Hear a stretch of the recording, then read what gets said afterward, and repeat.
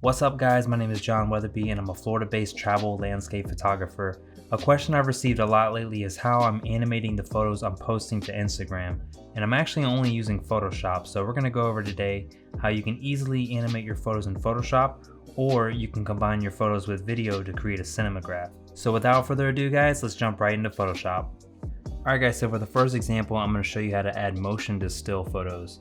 So we'll use this shot here for our foreground, and then we will use this shot here of just the Milky Way for the sky that we're going to animate and make it appear to be a time lapse. So I'll tell you in just a minute why it's more beneficial to use a separate shot of the sky to animate, but we'll go ahead and select these images and then drag them right into Photoshop. Alright, so we'll go ahead and use our Move tool, or V for the keyboard shortcut, and go ahead and click on the image and drag it right up onto the other file and drop it right on top. So then we'll go ahead and hit Command T or Control T on a PC, and we'll just size these to be similar, and then we'll just go ahead and hit Return. We'll make a duplicate of our background, so hit Command J or Control J on a PC. Go ahead and drag that to the top. The next step will be to separate the sky from the background. So the easiest way to go ahead and do that would be to go to Select and then Select and Mask. Now I have my view set to overlay with a color red and then 50% so that I can see what I'm masking out and what I'm leaving in. So I'll go ahead and use the brush, and you can make this bigger or smaller with your bracket keys. I have it set to 150, and I'll just go ahead and paint through the sky, and it's going to go ahead and do its best job at selecting just the foreground. And then we'll go ahead and hit Option or Alt on a PC to change to the subtract brush, and then we'll just refine this selection a little bit where it missed. And I'm not too worried about these leaves because we're gonna have to fix those in a minute anyways, because it was windy and the leaves were blowing. So this looks pretty good. I'll go ahead and hit OK. So now with the sky selected, you're going to go ahead and hold down Option or Alt on the PC and click on the layer mask icon, and that just made an inverted layer mask and masks out our sky. So that looks pretty good. And because it's a layer mask, you can go ahead and paint using your brush. So B is the shortcut for that. And the bracket keys also make your brush bigger or smaller. And we can go through and just make some refining strokes with the brush. Go ahead and get rid of some of that fringing. And like I mentioned before, the leaves were blurry, so I might wind up just zooming past this part in our final edit just to avoid this, because it's going to be really hard to fix the masking around blurry trees. But otherwise, this looks really good. So we'll go ahead and zoom back out. Alright, so the next step is to go to File, New, then go to Film and Video, and then select Portrait Orientation because we are doing this for the gram. And then we're going to change the dimensions to be something closer to 4x5. So I found that 2300 by 1840 works really well. And then we have the rest of the settings are fine. We'll go ahead and click Create. So by default, the document shows up with these guidelines. Just hit Command and then H or Control H on a PC. So then the next thing we need to do is go to Window and then click Timeline. And then we'll go back to our previous document here. We'll go ahead and select these two layers with our Move tool or V keyboard shortcut. We'll just go ahead and drag right up onto our new document here and zoom out. And you can see that the file is way bigger than the document we just created. So we'll zoom out and we'll click Command T, and that's for our transform tool.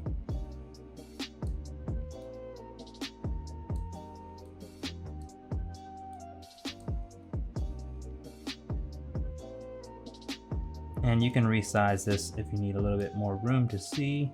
And then we'll just resize our foreground to match up where we want it. And then click check. Alright, so the next step is to go ahead and click Create Video Timeline, and by default it creates a 5-second timeline for you. If you want to increase the length of this, you can just drag your layer or one of your layers out to wherever you want it to go. So let's say 9 seconds, and we'll drag the other one out that far as well.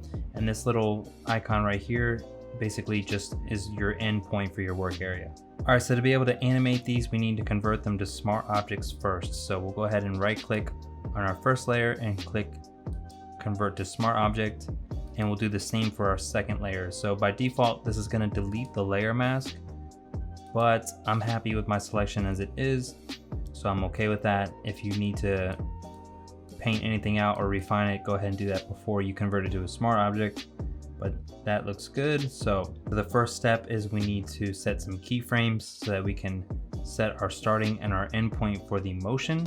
So our goal with this particular edit is to make the Milky Way move through the image to look like a time lapse.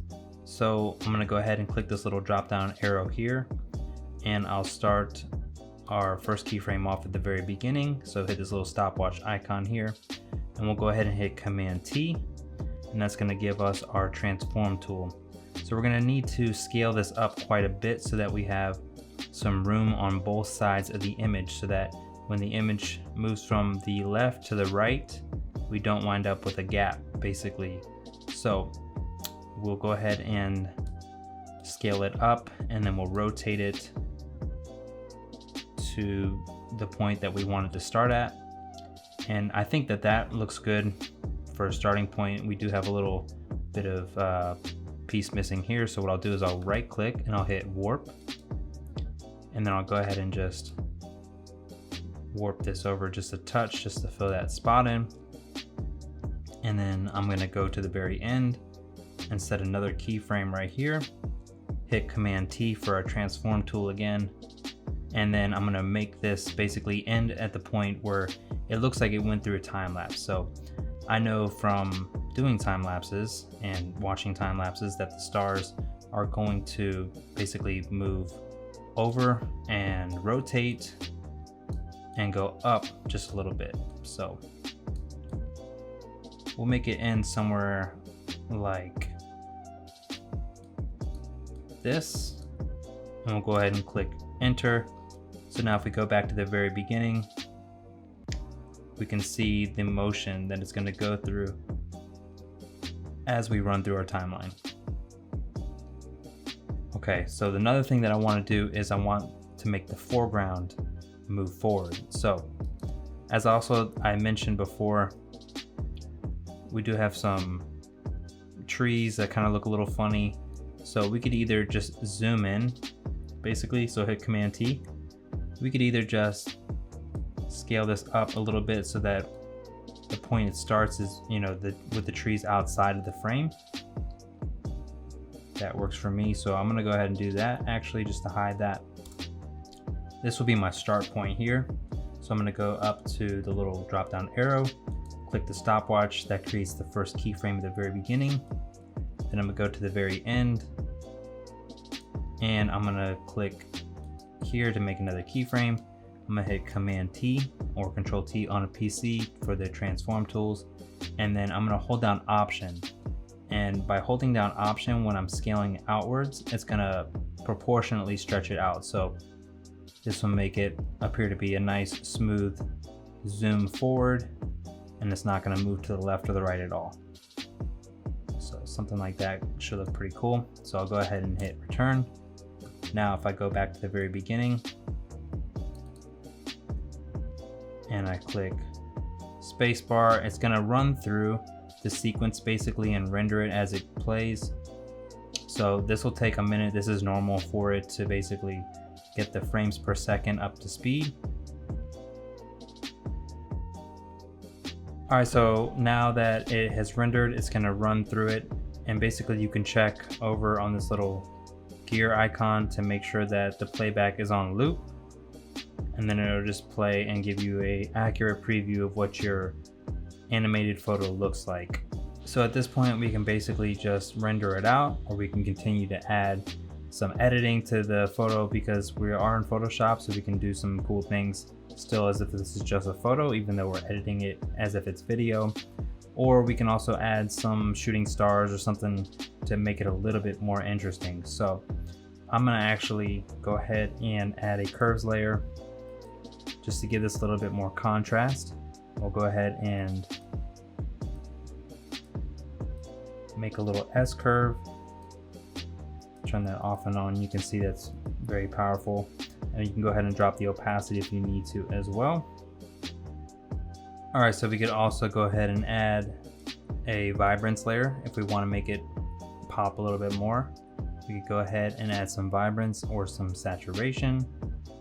We could also add a hue and saturation layer and specifically target certain colors. So if I grab my hand tool here and I just click on that orange, for instance, and I drag that to the left or right, I can desaturate or saturate.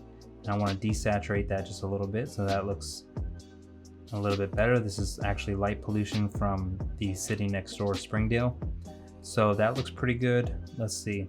I could also, like I said, add some shooting stars by creating a new layer. And then we can just use our brush tool here and zoom in and then just make our brush really small and paint with white at 100%. 100% opacity, 100% flow. If I click once, there's a trick. If you hold down shift, you can draw a straight line.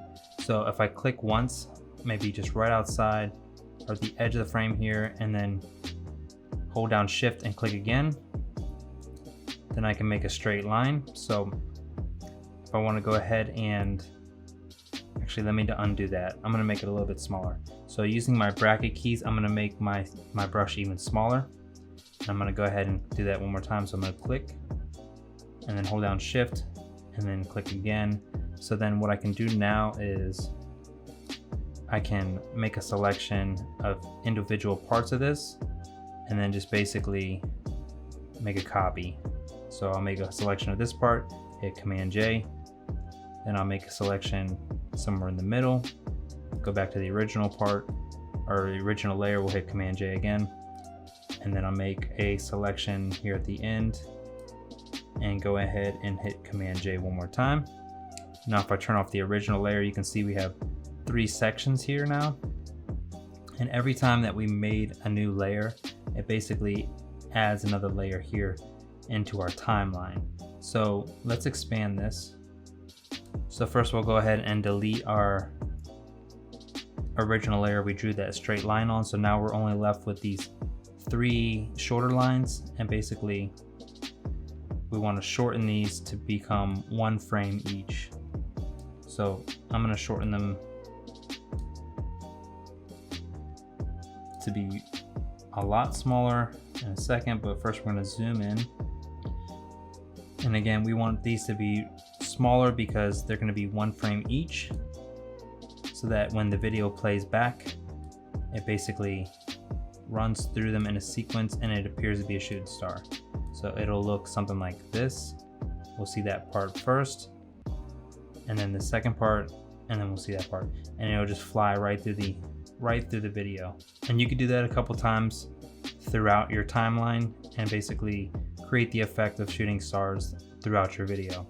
So once you're finally happy with your edit, you're going to go ahead and right click on these bars here and then click render video. And as I said, those dimensions that I chose were 2300 by 1840, and I have it set to 30 frames per second, H.264, and then I have the folder that it's going to selected, and then I'll just name this Watchman Milky Way Cinemagraph. Alright, so everything looks good. We'll go ahead and click render, and then this will take a few minutes to render based on how good your computer is, and then we'll see the final result. Alright, so now if we go to our Finder window here and we open this up, you can see our final result. So this is just one instance of how you can use this tool to add motion to your photos. I really like to add it to astro photos and mimic time lapse. but you can get creative with this, guys. So if all you wanted to know is how to add motion to your photographs, then you can go ahead and end here. But if you would like to know how to blend photos with video, go ahead and watch on. So I'm gonna go ahead and edit this photo here that I previously edited. It's sunset in Iceland at Brewerfoss waterfall. And I'm gonna blend this with video from the same spot at a different time. And the reason this is gonna line up is because the composition is pretty similar and it's the same focal length. But ideally you would actually take the photo and the video at the same time on a tripod preferably, and that way you're guaranteed for the photo and the video to line up. So we're gonna have to transform this and line it up in Photoshop manually, but just keep that in mind when you guys are shooting. Alright, so first we're gonna go ahead and open up Photoshop again, go to File, New, and then we will go to Film and Video. And then for this, we're gonna make the height 3840, and we'll go and make the width 2560. And the reason that I sized the photo to those dimensions is because the clip is 4K and it's gonna have a height of 3840 pixels. So we'll go ahead and click Create, and then we'll go back to our Finder and we'll drop the picture right on top. Then we will create video timeline, go to new video group here, and then we're going to click Add Media, and we'll go back to our cinemagraph folder and grab our video clip here and click Open. So the clip came in sideways because of the orientation of the file, so we're going to go ahead and go to Edit, Transform, and then we'll rotate 90 degrees counterclockwise and click Convert. And now it is a smart object, and we can also transform it and add motion if we need to. But first what I want to do is I want to drop the opacity just a little bit so that I can zoom in and line these up as well as possible.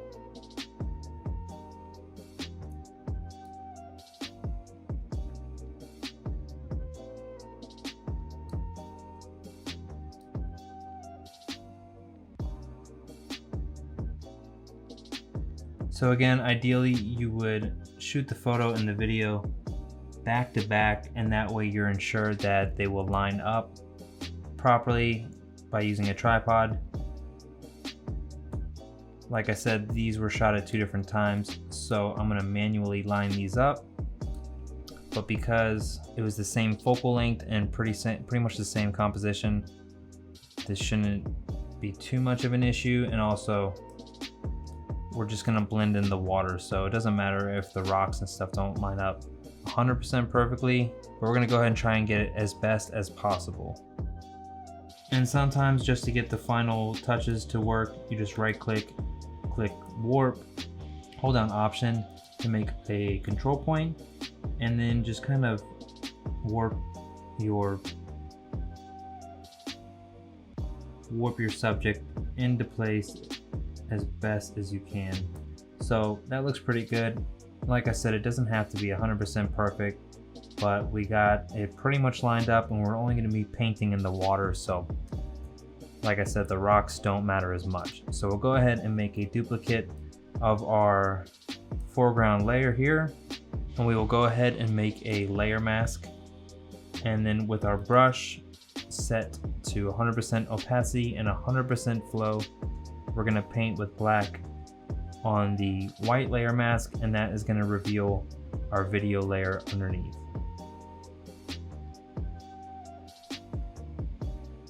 So I usually just do this kind of by eye to start, and then I'll put it into mask mode by hitting the / key, and then I can really see where I'm painting. Like I said, the rocks didn't line up perfect, so I don't really want to paint on the rocks. I'll just keep the selection to the water if I can. So you can get as precise or as sloppy as you want with this. You can even just paint the whole thing and go back and clean it up if you like. Whatever works best for you. but the goal is to reveal the part that we want to reveal from the video, which in this case is the water flowing. I'm not gonna go too crazy with this flow. I just wanted it in the main areas, and I'm probably not gonna mess with those because I know for sure that those didn't line up perfectly. So I'm good with this here. Go ahead and hit the backslash key again, and you can see if we turn the layer mask off and on, you can see that we have revealed our water from our video. And now we can do some adjustments to just the water if we want. I know that I need to brighten this up a little bit to bring it up to the same tone, so I just added a curves layer here on top of the video. I can just brighten that up a little bit. And then for something like water, you can even drop the opacity if you want a little bit. I just realized the opacity was actually already down. So at 100% you can see the water now, much more prominent. I'm gonna go ahead and turn this back down to like 75%, and then we'll see how this looks. All right, so that's looking really good.